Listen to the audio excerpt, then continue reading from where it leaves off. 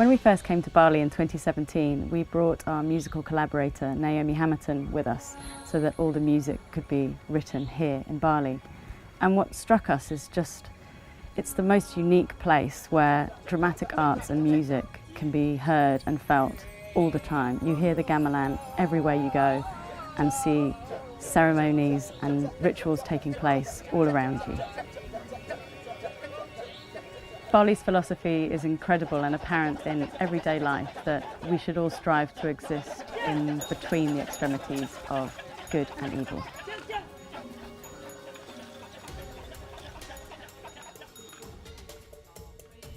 We love the work of James Cousins. He's so versatile. He creates and choreographs really dynamic, powerful dance sequences that are very emotional and so musical.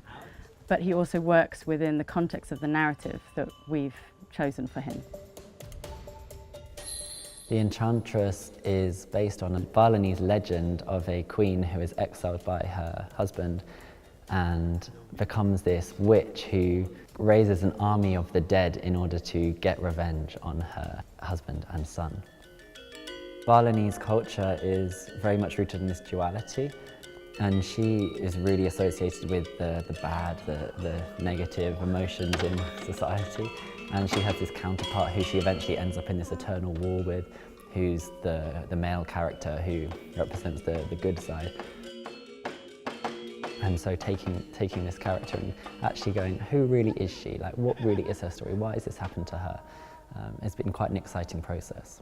And 1, 2, 3, 4, 5, 6, 7, 8, 1, 2, 3, 4. The choreography has taken some influences from Balinese dance, and not that we're trying to recreate or do like pseudo Balinese dancing.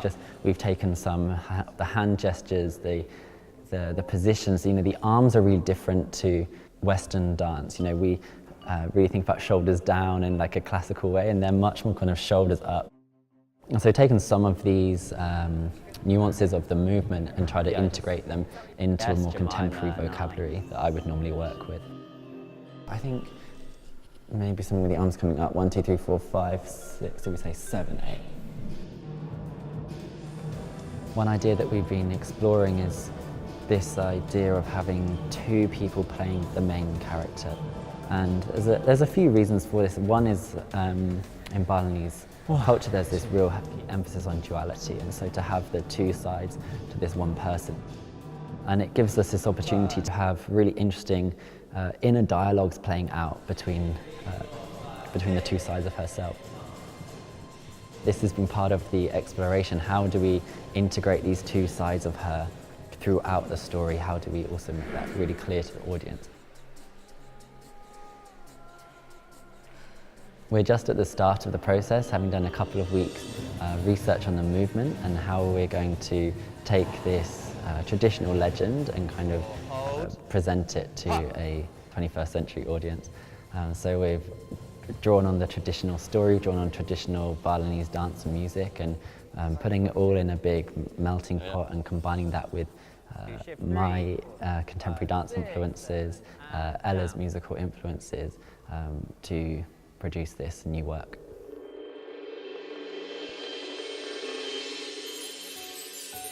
We're holding auditions in Bali to look for dancers and singers to work with James in this piece. We're going to start by hearing you all perform a full or an excerpt of an Indonesian song.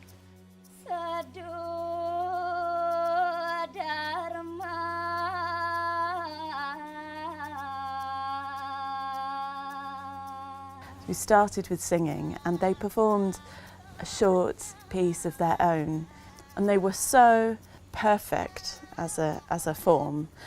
Let's maybe just do that triplet bit, 3, 4. But what was interesting was then how they were able to bring that Indonesian flavour to the song when I taught it to them, and how fast they were at picking it up. And equally it was the same with James. You could see they picked up the movement so incredibly fast, and their rhythm was amazing, and the intensity was very powerful.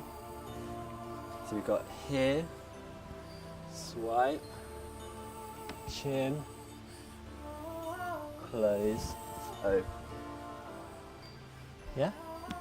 We've thought about this a lot, and we want to be really clear about the fact that this is our interpretation of this character, and we have built our own story around this character Rangda from their legend, and we are hoping to bring a different light to this woman within the context of this kind of global meaning of witch for women in our own way.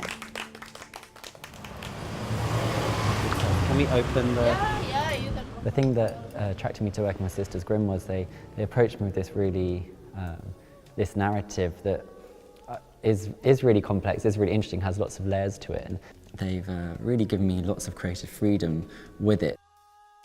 They have really big production values in their work, and the music they use, the live music integrated into the show. And being able to work on a big production like this is really exciting for me.